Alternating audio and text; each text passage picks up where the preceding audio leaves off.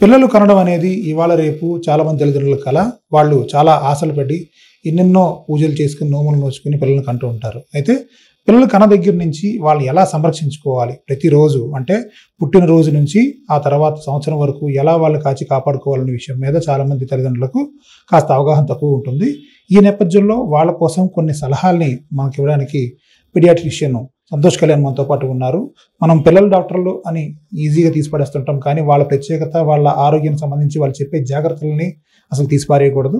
ఒక్కసారి వాళ్ళు చెప్పే సలహాల్ని, సూచనల్ని ఒకసారి విందాం. ముఖ్యంగా సంతోష్ కళ్యాణ్ పీడియాట్రిషియన్ సంబంధించి అయితే కనుక చాలా అనుభవజ్ఞులు. ముఖ్యంగా పిల్లల వైద్యం సంబంధించి అయితే ఆయన దగ్గర చాలా వరకు మంచి టిప్స్ ఉంటాయి. ఈ నేపథ్యంలో ఒకసారి ఆయనతో మాట్లాడదాం. సార్, మీరు చెప్పండి, ఇవాళ మనం న్యూ బార్న్ బేబీస్ సంబంధించి అయితే కనుక చాలా డిఫికల్టీస్ చూస్తుంటాం. అంటే పిల్లల్ని సరిగ్గా టేక్ కేర్ చేయలేకపోవడం, వాళ్ళు సరైన టైంకి ఏ ఫీడింగ్ ఇవ్వాలి, వాళ్ళకి ఏ విధమైన ఆహారం అందించాలి, వాళ్ళకి ఇబ్బందులు ఉంటే ఎలా గుర్తించాలనే విషయం మీద అవగాహన ఉండదు. సో మీరేమని వాళ్ళకి సలహాలు, కొత్తగా తల్లిదండ్రులు ఎవరైతే పిల్లలు కంటారో వాళ్ళకి ఇచ్చే సలహా ఏంటండి? సో పీడియాట్రిషియన్ ఒక రోల్ అండి, ద మూమెంట్ బేబీ డెలివరీ అయిన దగ్గర నుంచి స్టార్ట్ అవుతూ ఉంటుంది. సో యూజువలీ మేము డెలివరీ అయ్యే టైంకి యూజువలీ మేము అక్కడ ఉంటాం. సో డెలివరీ అయిన వెంటనే మా రోల్ ఏముంటుంది అంటే, ఫర్ ఎగ్జాంపుల్ సమ్టైమ్స్ బేబీ ఎమర్జెన్సీలో డెలివరీ అవుతుంది. ఎమర్జెన్సీలో డెలివరీ అయిపోయిన వెంటనే బేబీ యాడ్ అవ్వదు. సో ఆ టైంలో బేబీని రిసస్టేట్ చేయాల్సి వస్తుంది. దాన్ని నియోనేటల్ రిసస్సిటేషన్ అంటారు. సో ఆ బేబీ యాడ్ అవ్వలేదు అనుకోండి, వెంటనే అది రిసస్టేట్ చేసామనుకోండి, సో బేబీకి లాంగ్ టర్మ్ మార్బిడిటీస్ అవి ఏం లేకుండా చూసుకోవచ్చు. ఇంకా కొన్నిసార్లు పుట్టిన వెంటనే బేబీకి ఆయాసం అది రావచ్చు, లేదు ఇంకేమైనా చిన్న ఏమైనా ఎనామలీస్ ఏమైనా ఉన్నాయని చూసుకోవడానికి. సో ఇవన్నిటికీ ఇమీడియట్గా పుట్టిన వెంటనే పీడియాట్రిషియన్ ఉంటే చాలా మంచిదండి. So if you are getting delivered కదా, యూజువల్లీ ఎక్కడైతే పీడియాట్రిక్ ఫెసిలిటీ అది బాగుందో అక్కడ డెలివరీ అవుతే బాగుంటుంది. ఇప్పుడు మోస్ట్ ఆఫ్ ద ప్లేసెస్లో maternal and child health care facilities ఎక్సలెంట్గా ఉన్నాయి కాబట్టి I don't think there should be any problem.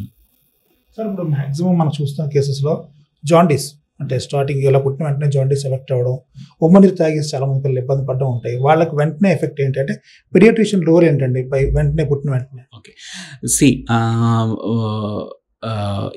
ఇమీడియట్గా యూజువలీ మేము డెలివరీ అయిన బేబీస్లో జాండీస్ చూస్తామండి.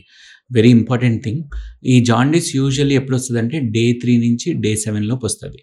But one thing what you have to remember is most of the times jaundice is physiological jaundice. Physiological అంటే ఫంక్షనల్గా నార్మల్గా వచ్చే జాండీస్. సో దానికోసం పెద్ద కంగారు పడిపోక్కర్లేదు. ఓకే, ఇలాగే ఈ జాండీస్కి మదర్ పచ్చి ఉండాలి, దానికి దీనికి కూడా ఏమీ సంబంధం లేదు. సో మరి సరే, ఈ జాండీస్కి మరి ట్రీట్మెంట్ ఏంటి అంటే, usually most of the times ఈ జాండీస్ కంటూ ట్రీట్మెంట్ ఏమీ అక్కర్లేదు. సో ఆ జాండీస్ దానికదే స్లోగా తగ్గిపోతుంది. లేదు, సమ్టైమ్స్ మేము కట్ ఆఫ్ లెవెల్స్ చూసుకొని ఆ కన్సర్న్డ్ ఏజ్కి కట్ ఆఫ్ కంటే ఎక్కువ ఉందంటే యూజువల్లీ ఫోటోథెరపీ అనేది పెడతాము.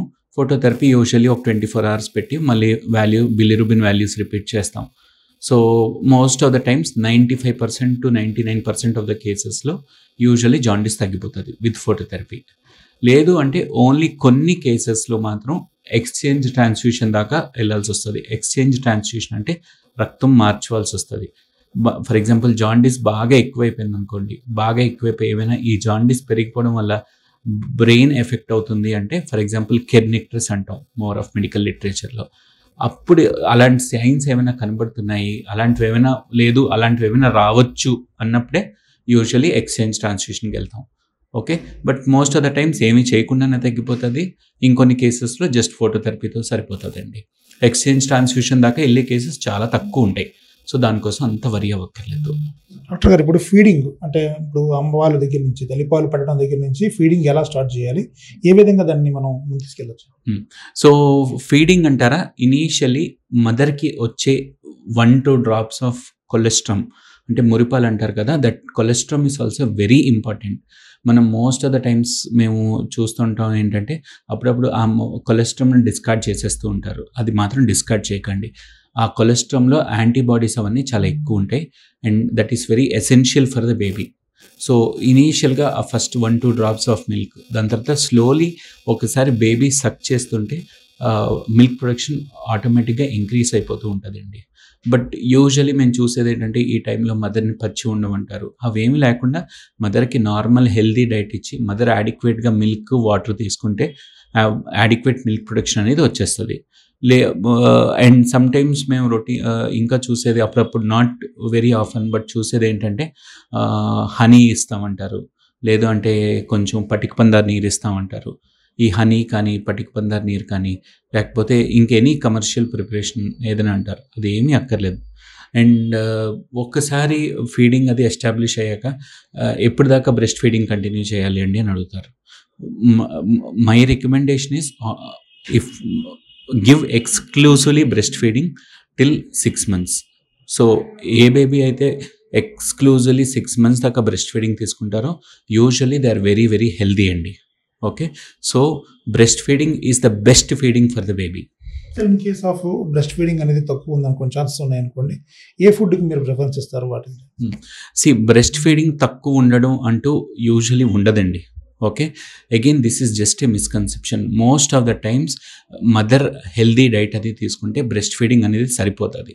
Okay, so my recommendation is always go for breast feeding. Don't ever think of other feeds also. Okay, బేబీని వామ్గా ఉంచడానికి, అంటే చక్కగా పొత్తిడిలో ఉండేటట్టు బిడ్డని చక్కగా కాపాడుకోవడానికి ఏ జాగ్రత్తలు తీసుకోవాలి తల్లి? సో బేబీ పుట్టిన వెంటనే వామ్గా ఉంచడం అనేది వెరీ ఎసెన్షియల్. సో మనం ఇప్పుడు ఎలా చూసుకుంటామంటే బేబీ బ్లూ ఐగా అయిపోతుందా, ఫర్ ఎగ్జాంపుల్ ఛాతీ అంతా పింక్గా ఉంది, చేతులు మాత్రం బ్లూగా ఉన్నాయి, so that is an indication బేబీకి హైపోథెర్మియా అంటే చలిగా ఉంది అని. సో మనం ఇలాంటి టైంలో ఏం చేయాలంటే ఫర్ ఎగ్జాంపుల్ రూమ్లో ఫ్యాన్ ఏమైనా వేసామనుకోండి, ఆ ఫ్యాన్ అది ఆపేయాలి. ఏసీ ఏమైనా ఉంటే ఏసీ ఆపేసేయండి. దాని తర్వాత నీట్గా బేబీని ర్యాప్ చేసి జస్ట్ ఫేస్ మాత్రం బయటికి కనబడేటట్టు ఫేస్ ఎక్స్పోజ్ అయ్యేటట్టు పెట్టి ఉంచితే సరిపోతుంది. The other way to keep warm ఎలా అంటే బేబీని మదర్ని ఎక్కువ సేపు in contact. Okay, baby mother దాన్నే రూమింగ్ ఇన్ కూడా అంటారు. ఓకే, ఇలా బేబీ మదర్ ఎక్కువసేపు కాంటాక్ట్లో ఉంటే దానివల్ల ఏంటంటే బేబీ వెచ్చగా ఉంటుంది. రెండోది బేబీకి మదర్కి బాండింగ్ పెరుగుతుంది. దాని తర్వాత మదర్కి బ్రెస్ట్ మిల్క్ ప్రొడక్షన్ కూడా పెరుగుతుంది. ఓకే, సో ఈ బేబీ మదర్ బాండింగ్ వల్ల ఇన్ఫ్యాక్ట్ మదర్కి పెయిన్స్ కూడా తొందరగా తగ్గిపోతాయి. ఓకే, సో ఎప్పుడు baby and mother should be in contact. ఎన్ని గంటలు అలా ఉండొచ్చు అంటే ఎంత పాసిబుల్ టైం అయితే అంత పాసిబుల్ టైం కాంటాక్ట్లో ఉంచండి. Baby mother contact is very very very essential. In big operations మీకు అన్నట్టు మనకి మ్యాక్సిమం ఉండే ఆపరేషన్స్లో ఉంటాయి. ఆ ఆపరేషన్స్లో అయినప్పుడు ఆవిడకి బ్లడ్ టెస్ట్ ఖచ్చితంగా అవసరం, ఆ టైంలో ఉంటుంది. నార్మల్ డెలివరీస్ అప్పుడు ఆ పరిస్థితి ఉండదు. సో అప్పుడు మళ్ళీ ఎంత టైం కేటాయించాల్సిన అవసరం ఉంటుంది? అంటే ఇప్పుడు whether it is caesarean section అయినా, whether it is normal delivery అయినా, బేబీ అండ్ మదర్ కాంటాక్ట్లో ఉండడం అనేది వెరీ ఎసెన్షియల్ అండి. ఇన్ఫ్యాక్ట్ మనం ప్రీటర్మ్ బేబీస్ అనుకోండి, we do something called as kangaroo mother care. Okay, so term బేబీస్లో కంగారు మదర్ కేర్ అంటే నెలలు నిండాక పుట్టిన బేబీస్కి అంత స్పెసిఫిక్గా ఇది అవ్వదు, కానీ బట్ కాంటాక్ట్లో ఉండడం అనేది వెరీ ఎసెన్షియల్. ఇప్పుడు మనం అన్నీ చెప్పుకున్నాము. అయితే యూరినరీ అంటే మ్యాక్సిమం పిల్లలకి మలమూత్ర విసర్జన టైంలో ఏం చేయాలి? ఆ టైంలో అంటే మనం పెద్దవాళ్ళకి మనకి పలానా టైంకి యూరిన్ వస్తుంది, పలానా టైంకి మనం ఇది చేస్తామని చెప్పి ఒక సైన్స్ వస్తాయి, కానీ పిల్లల్ని గుర్తించాలంటే ఏం చేయాలంటే? సో మీరు అడిగేదానికండి నేను ఒక్కటి యాడ్ చేసి వెళ్తాను.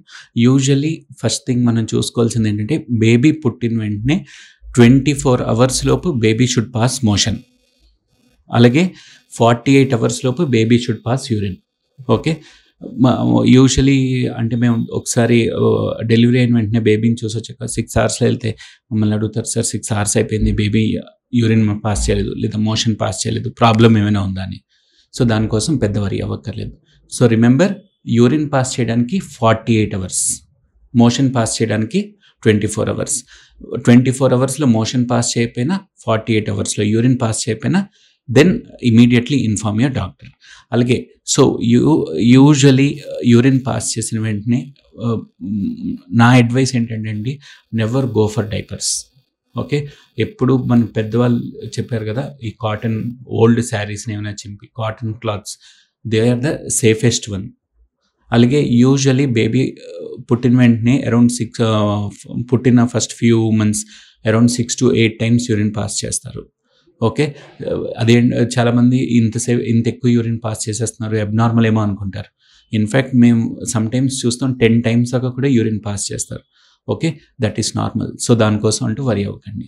అలాగే మోషన్ పాస్ చేయడం, మోషన్ యూజువల్లీ 24 hours పాస్ చేయాలి. ఇనీషియల్గా బేబీ పుట్టిన వెంటనే మోషన్ అనేది బ్లాక్గా అవుతుంది. సో బ్లాక్గా అయిపోతుందని చెప్పి కంగారు పడతారు.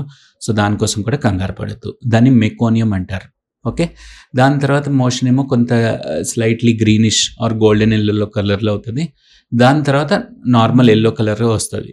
ఓకే, ఆ గోల్డెన్ ఎల్లో కలర్ మోషన్ని ట్రాన్సిషనల్ స్టూల్ అంటారు.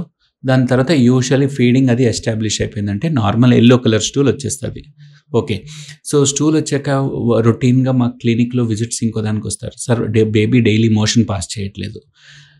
ఇప్పుడు మన లెక్క వాళ్ళు డైలీ మోషన్ పాస్ చేయాలంటూ రూల్ ఏమీ లేదండి. సో యూజువల్లీ బేబీ యాక్టివ్గా ఉంది, వాంతులు ఏమీ అవ్వట్లేదు, పొట్ట ఉబ్బరం ఏమీ లేదు అంటే usually up to 3 to 4 days దాకా కూడా మోషన్ పాస్ చేయకపోయినా వెయిట్ చేయొచ్చు. అలాగే ద అదర్ వే రౌండ్, ఒకే రోజు బేబీ సార్ ఇలాగా ఫీడింగ్ తీసుకున్న వెంటనే మోషన్ అయిపోతుంది. Sometimes we see like 6 to 7 times కూడా మోషన్ అయిపోతూ ఉంటుంది ఒక బేబీస్కి. Even that is also normal. So దానికోసం కూడా మీరు ఏం కంగారు పడక్కర్లేదు.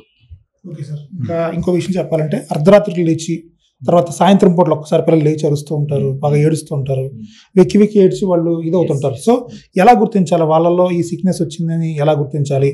అలర్ట్నెస్ ఎలా ఉండాలి మదర్కి? సో